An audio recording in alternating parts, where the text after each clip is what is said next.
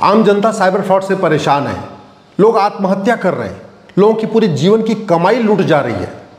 दिल्ली में भी cyber fraud हो रहा है, पटना में भी हो रहा है, कोलकाता में भी हो रहा है, बेंगलोर में भी हो रहा है, मुंबई में भी हो रहा है। ऐसा कोई राज्य नहीं जहां साइबर फ्रॉड नहीं हो रहा है, ऐसा कोई जिला नहीं जहां साइबर फ्रॉड नहीं हो रहा है, ऐसा कोई कस्बा नहीं जहां साइबर फ्रॉड नहीं हो रहा है। गरीब भी परेशान है, मिडिल क्लास भी परेशान है, अपर क्लास भी परेशान है, बिजनेस क्लास भी परेशान है, नौकरी पेशा लोग भी परेशान है। लेकिन साइबर फ्रॉड के मूल कारण और अस्थायी समाधान पर चर्चा ही नहीं हो रही। मैं पहले भी कई बार कह चुका हूं, जहां पे कानून कठोर होता है और सजा जल्दी मिलती है, वहां पे चीटिंग, फ्रॉड, फोर्जरी नहीं होती है। भारत में साइबर फ्रॉड भी है, बैंकिंग फ्रॉड भी है, चीटिंग भी हो रही है, फोर्जरी भी हो रही है, परजरी भी हो रही है, सब कुछ चलता जा रहा है। कानून बनाते समय हम देखते ही नहीं है कि जिस अपराध को रोकने के लिए हम कानून बना रहे हैं, उस अपराध पे दुनिया के अन्य देशों में क्या क्या व्यवस्था है। थाईलैंड में एक आदमी ने चीटिंग फ्रॉड किया था, साइबर फ्रॉड किया था, बैंक फ्रॉड किया था। 1,41,000 साल सजा हुई है थाईलैंड में। आप लोग गूगल करिएगा, longest prison sentences in the world. ये गूगल करिए, longest prison sentences in the world, फिर आपको पता चलेगा कि थाईलैंड में एक व्यक्ति को 1,41,000 साल सजा हुई है, उसने चीटिंग, फ्रॉड, फोर्जरी और परजरी किया था। टर्की में एक व्यक्ति को 45,000 साल सजा हुई है, उसने बैंक फ्रॉड किया था, साइबर फ्रॉड किया था। मैक्सिको में एक व्यक्ति को 20,000 साल सजा हुई है, उसने साइबर फ्रॉड किया था, बैंक फ्रॉड किया था। स्पेन में एक व्यक्ति को 3,84,000 साल सजा हुई है, उसने साइबर फ्रॉड किया था, बैंक फ्रॉड किया था। और भारत में cheating, fraud, forgery, perjury, cyber fraud, bank fraud, ये कोई जघन्य अपराध भी नहीं है। 150 साल के बाद हमने आईपीसी को बदल के बीएनएस बनाया। बीएनएस में एक चैप्टर नहीं है साइबर फ्रॉड के लिए, एक चैप्टर नहीं है बैंकिंग फ्रॉड के लिए, एक चैप्टर नहीं है ऑनलाइन फ्रॉड के लिए। चीटिंग फ्रॉड इसमें है, लेकिन वो भी कोई जघन्य अपराध नहीं है। फाइनेंशियल फ्रॉड के लिए कोई एक नया चैप्टर है ही नहीं है।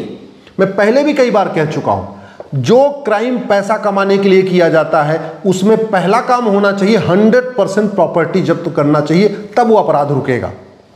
चीटिंग हो, फ्रॉड हो, परजरी है, आपकी फोर्जरी है, या फाइनेंशियल फ्रॉड है, या आपका साइबर फ्रॉड है, या आपका बैंकिंग फ्रॉड है, या ओटीपी के जरिए जिस भी तरीके से फ्रॉड किया जा रहा है, अल्टीमेटली पैसा कमाने के लिए किया जा रहा है। हमारे पास कोई ऐसा कानून ही नहीं है कि जहां पे इस तरीके से चीटिंग, फ्रॉड, फोर्जरी, परजरी में 100% प्रॉपर्टी जब्त किया जाए।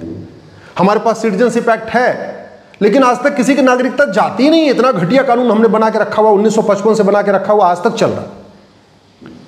दुनिया के कई देशों में आपको मैंने एग्जांपल दिया, थाईलैंड 1,41,000 साल सजा, टर्की 45,000 साल सजा, मैक्सिको 20,000 साल की सजा, स्पेन 3,84,000 साल सजा। हमारे देश में बताइए किसी व्यक्ति को जिसने साइबर फ्रॉड किया हो, बैंक फ्रॉड किया हो, किसी को 20 साल सजा हुई हो, किसी व्यक्ति को 15 साल सजा हुई है? कोई एक एग्जांपल आप बताइए। और हम फिर बात करते रहते हैं, नहीं हम तो इसमें जागरूकता फैलाएंगे, पुलिस कह रही है हम साइबर फ्रॉड के खिलाफ जागरूकता फैला। अरे जागरूकता से क्या लेना देना भैया, कानून हम क्यों नहीं बदल रहे? अगर दुनिया में कई देशों में cyber fraud, financial fraud, cheating, fraud, forgery, perjury जघन्य अपराध है, तो भारत में इसको सामान्य अपराध क्यों बना रखा है? दुनिया के कई देशों में लाख लाख साल सजा हो रही है, हजारों साल सजा हो रही है, तो हमारे देश में 20-50 साल सजा क्यों नहीं होती? हम अपना जुडिशियल सिस्टम क्यों नहीं ठीक करते?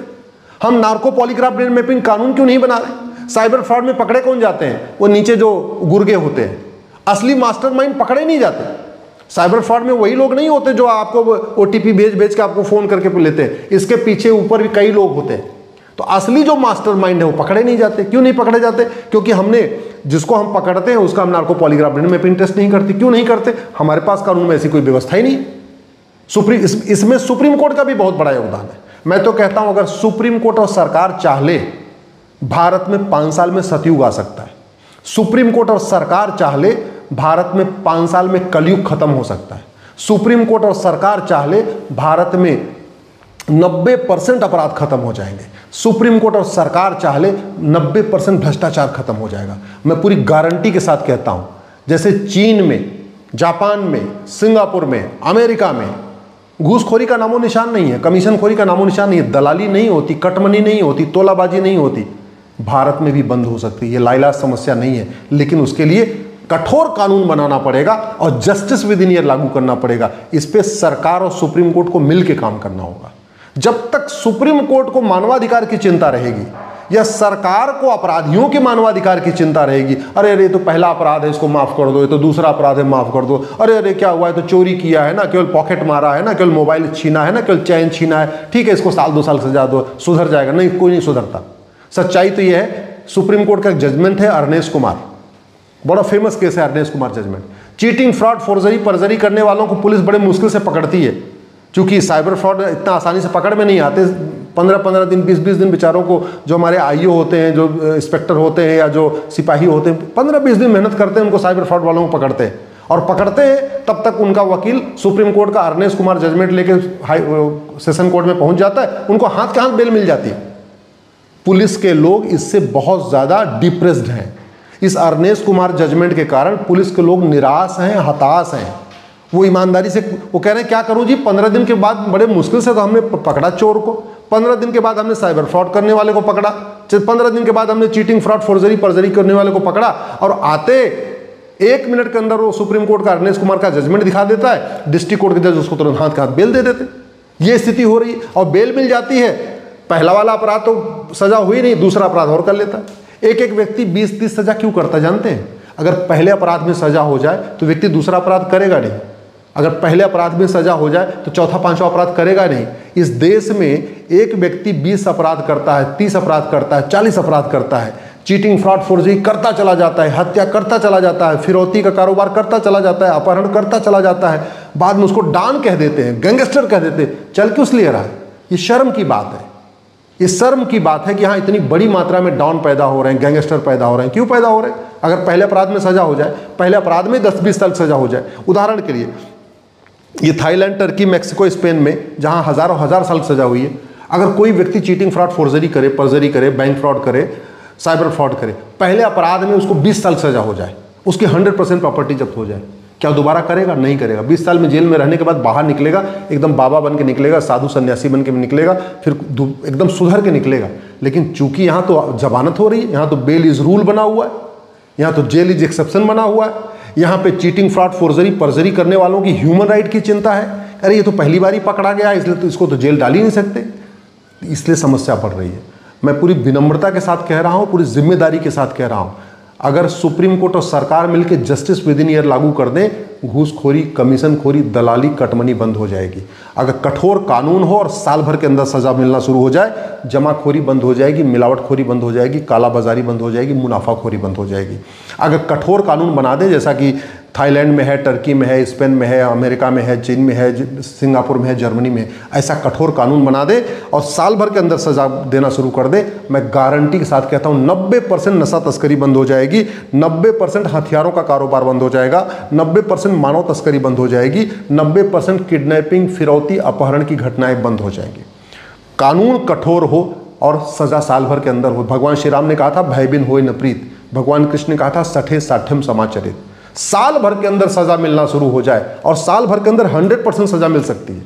बस केवल एक काम करना है, झूठी शिकायत को गंभीर अपराध घोषित करना, झूठी जांच को गंभीर अपराध घोषित करना, झूठी गवाही को गंभीर अपराध घोषित करना है, झूठ को पकड़ने के लिए नार्को पॉलीग्राफ ब्रेन मैपिंग कानून बनाना है। इतना कर दें, कोई व्यक्ति चीटिंग करने वालों के पक्ष में कोई गवाही देगा ही नहीं, फ्रॉड करने वालों के पक्ष में गवाही देगा नहीं।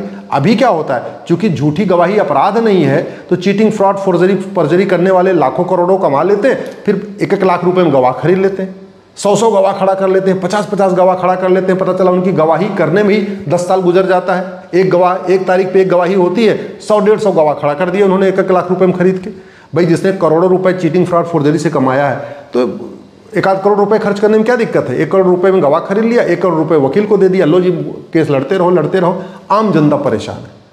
मैं माननीय सुप्रीम कोर्ट से और सरकार से हाथ जोड़ के निवेदन कर रहा हूँ, एक बार अपने सारे कानूनों की समीक्षा करिए, बाहर के कानूनों से।